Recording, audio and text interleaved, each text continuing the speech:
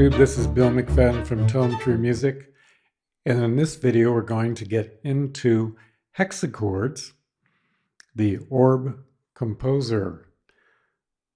So when you first open the program, you're presented with the music template you wish to present. You can do orchestral, strings, piano, pop rock, ambient. This is electro. And let's go ahead and choose orchestral. That's the most involved template. Then we'll click apply. Now, once you've done that, you have some options. You can start out with an intro, which would consist of a melodic intro, thematic intro, or just an intro without a melody. You could also pick a theme. You can pick copy of a theme, variation of a theme that changes melody after you've already chosen an original theme up here. Then you can get a more intense theme, a less intense theme, even more intense, and even less intense. In addition to the intro and theme, you'll have transitions. You can do a regular transition or a silence transition. And then after that, you can do an end or a melodic end. So we'll go ahead and start with a theme. You just click on that and then drag it over. And then after you've chosen one of these four categories, intro, theme, transition, or end, then you need to click the next icon down and select how you want it, the theme structured. You can have a sentence, in this case 8 bars, and it's also variable. You can change your 8 bars to, that's the default value. You can go up to 16. Or you can have 2 4-bar sentences, or in this case, a 4-bar question with a 4-bar answer. And here you have, or an answer to the question. Here's just a question and an answer. And then you also have, in the 8-bar case, you could do question, answer to question, question, answer to question. And then the other option we have is question, answer, question, and then another answer. And then here we have question, answer to question, and then question, and then another answer. So these are the different options. I'll go ahead and pick question, answer to question. Just drag it over there. Once you've done those 2 steps, you can then choose one of these 4 icons. Actually, there's more things you can do. Here you have chord progressions. They give you a default chord progression when you choose the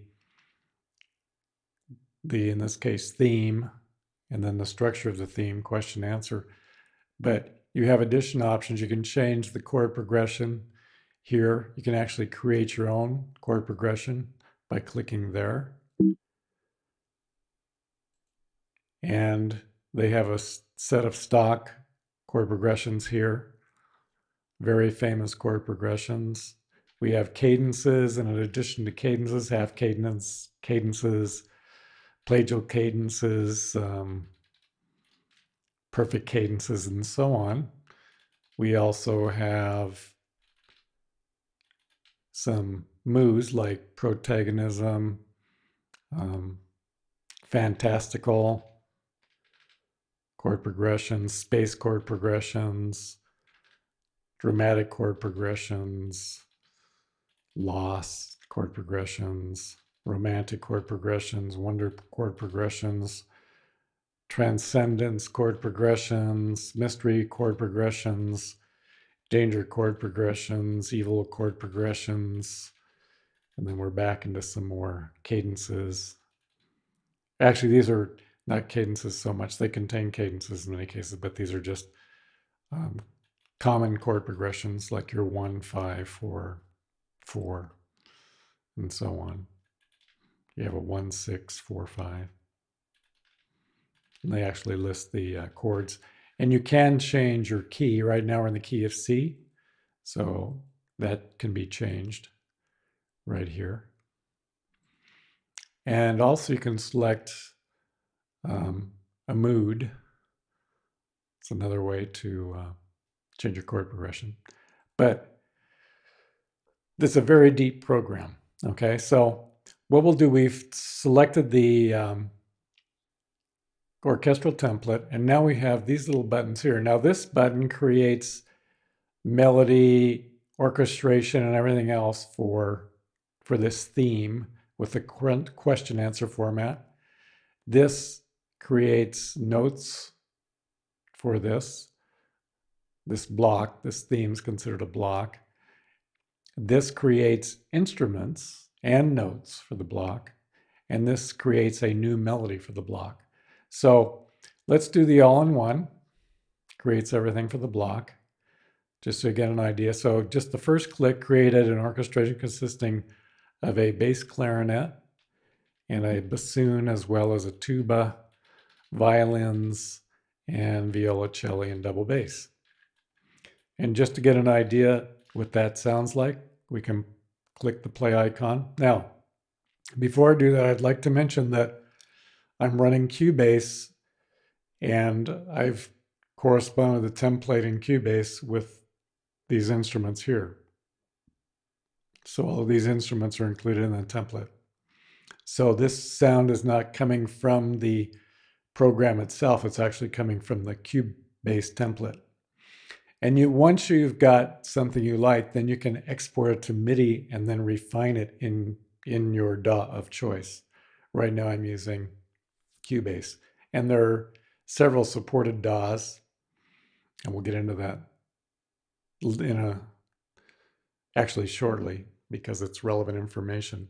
I'd also like to mention that they have a 70 or a 25% discount at this point. So if you, unfortunately, it's going to be over in about 10 hours or so from when this will get published. But let's go ahead and click play. We've got the theme, we've got an orchestration here, and the theme was generated by the computer. You can put in your own theme by importing MIDI right here. So let's just hear what we've got.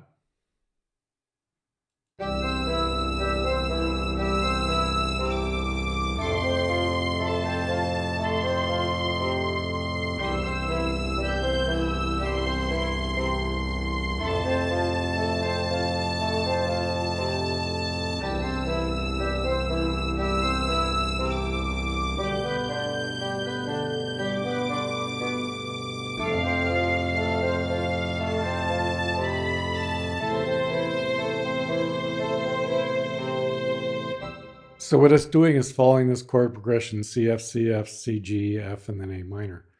Now, the power of this thing is you can pick any particular instrument that was generated. Let's say we pick the bassoon,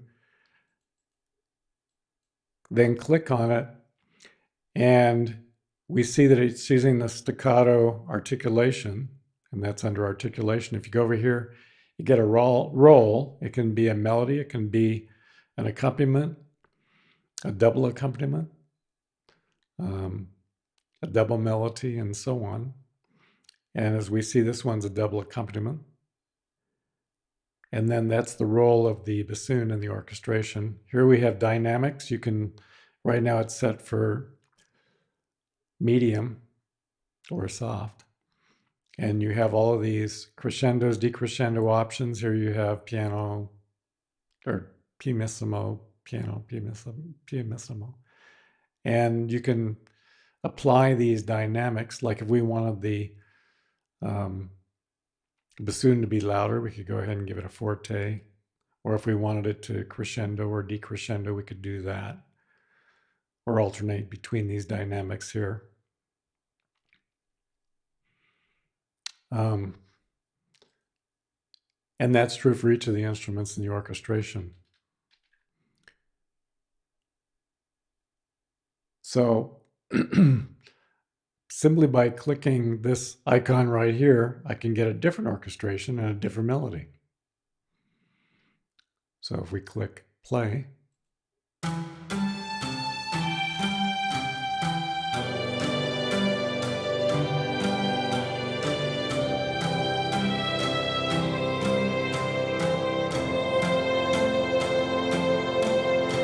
Now you may hear the double bass with the collegnal articulation. So if I wanted to do something different, maybe pizzicato, I could click on the instrument, and then under the articulation, instead of collegno, I could do a short, or maybe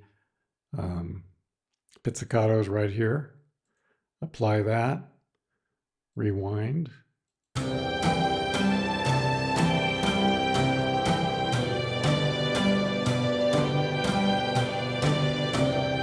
Or if you wanted something a little smoother, we could go ahead and click on that and just do a legato articulation, apply that, rewind it. Also, the cello has a pizzicato. Let's go ahead and change that to a legato. So here's legato, apply.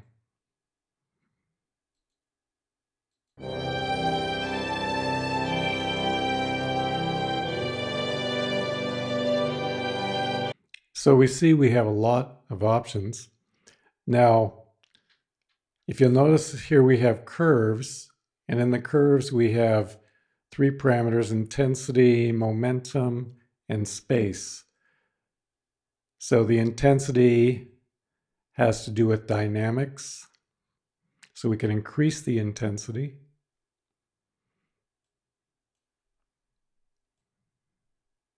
We can select them all, or you can choose them individually. Adjust them just the way you want them. And after we've done that, we can go ahead and regenerate. And notice we have another orchestration. It's going to be a different melody as well. So you can go through quite a different, many different options. And it just sort of sparks your creativity. If you just want to keep the melody the same, let's go ahead and listen to what we have here.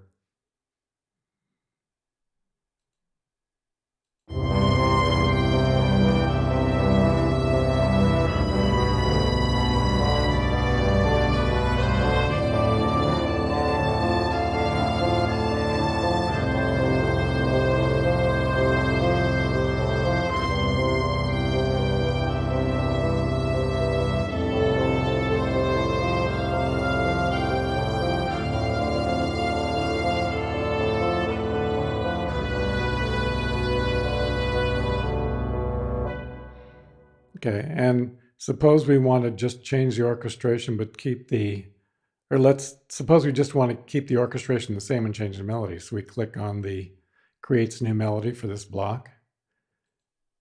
And so now we'll have the same orchestration, but we'll have a different melody.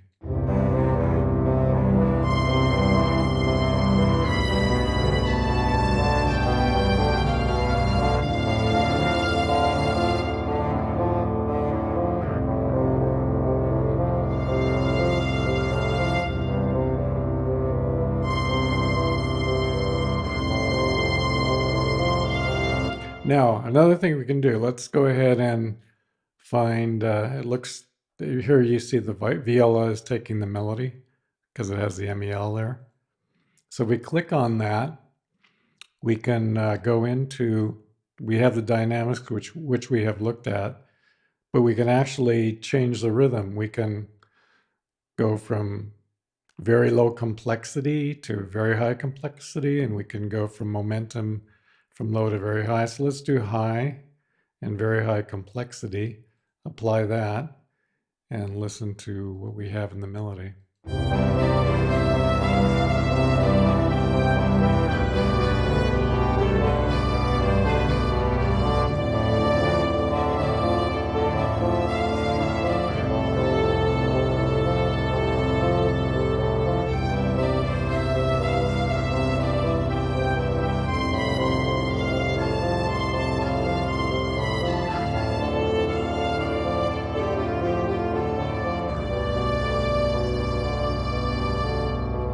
Now notice that our dynamics here, we're going with piano, mezzo piano, forte, mezzo piano, and so on in each of the instruments. And here we have the fortissimo to forte and so on. So the dynamics have been altered. And suppose we want to create the instruments and notes for this block, we can click on that and notice we have a different orchestration. Okay. We have some woodwinds in the upper register up here, and then we have a tuba, and we just have a Chilean double bass. And let's listen to what we have there.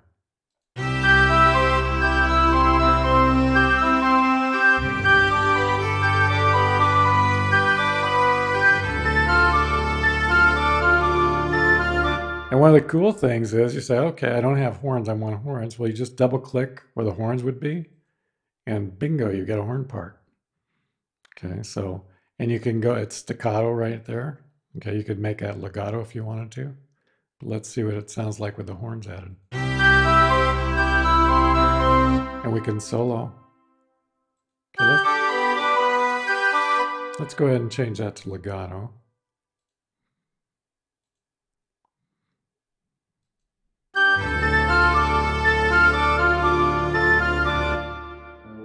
There it is.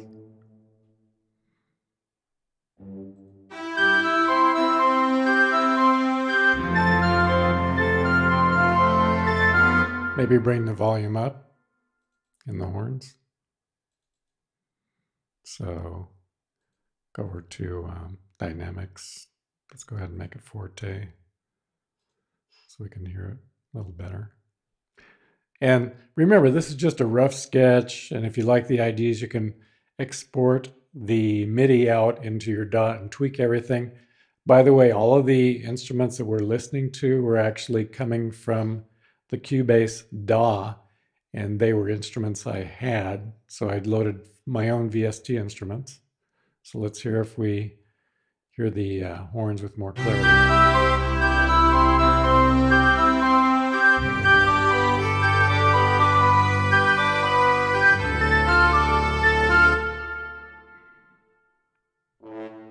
See, it's fairly sparse. So if I want a little bit more activity, then what I can do is go into the horn track, and I can go down to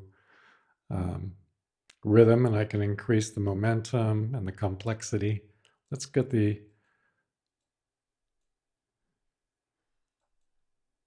see, right now it's low. Okay, let's look at the roll. Okay, it's double accompaniment. Let's just go ahead and make it accompaniment. And then we'll go into rhythm. There, now we have high. Let's give it some more momentum. Apply that. Go ahead and rewind.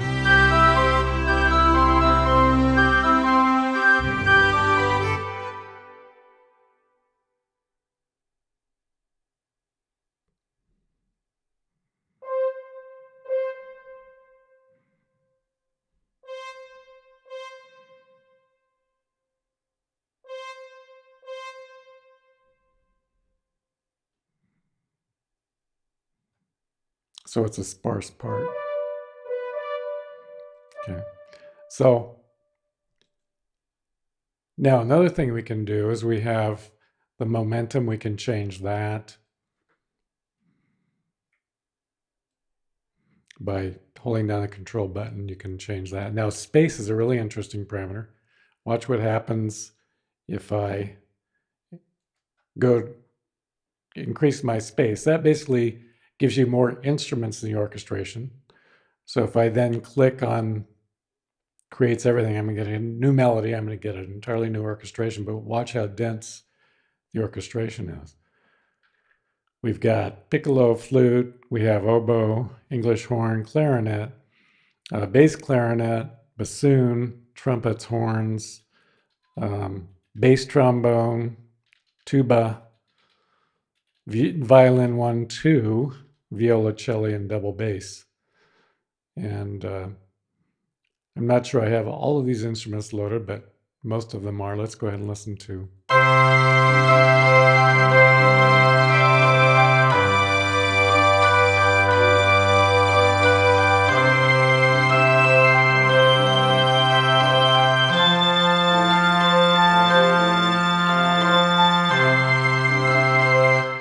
So a little bit too much, obviously. Okay, so if you wanted to get a balance, then you could go ahead and bring your space down so your instrumentation wouldn't be quite as dense. And there you go. Now you have a much thinner orchestration. So it just is a tool for getting ideas for your compositions.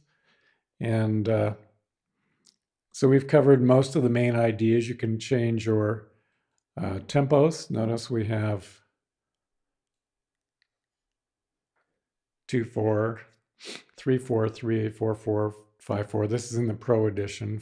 5/8, 6/4, 6/8, 7/8, 9/8, and 12/8, as well as 1/4. So we have a lot of options for that. You can also change your key.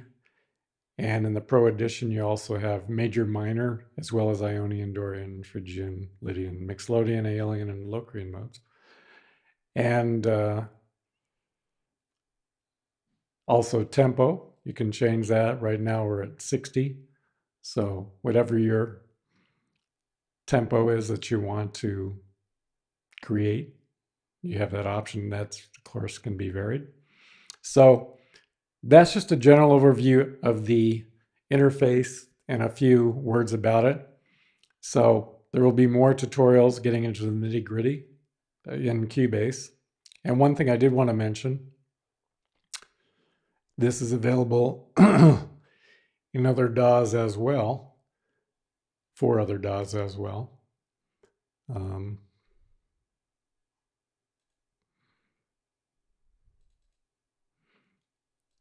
Here we have, which when you download it, it's available for Mac and it's available for Windows. Okay, so, and there are actually two programs you need to run. One is the MIDI and the other one is the DMG file. First, you have to run the MIDI program because that sets your MIDI connections up in your DAW.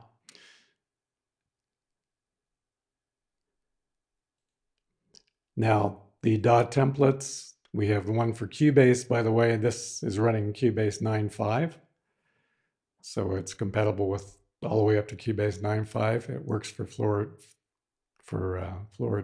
Studio, I guess it is. And then Ableton Live, Logic, Pro Tools, Reaper, and Studio One. Okay, and I'm sure it will be available for other DAWs on request. So that pretty much will wrap up this tutorial, this introductory tutorial for hexachords. And I would recommend you go to hexachords.com, and there are some additional tutorials on there.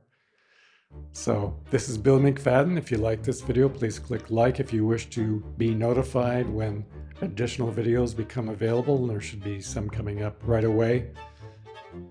Getting further into hexachords, then please subscribe. So Bill McFadden signing off from Tone Pure Music.